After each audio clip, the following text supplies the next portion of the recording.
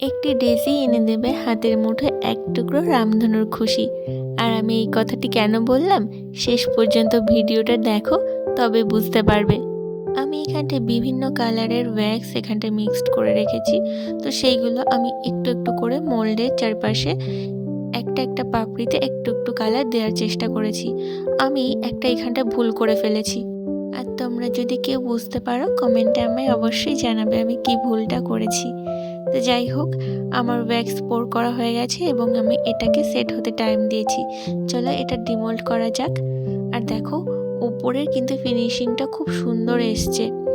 আমি একটু ভয়ে ভয়ে ছিলাম যে কেমনটা হবে, দেখতে কেমন লাগবে। তো দেখো, আমার মোলটায় কিন্তু কালার লেগে গেছে। তো যাই হোক, তো এখানটায় ফুলটা কিন্তু খুব ভালোই লাগছে, আর ফিনিশিংটাও কিন্তু খুব সুন্দর এসছে। আচ্ছা, এটা দেখে মনে হচ্ছে না এক টুকরো রামধনু?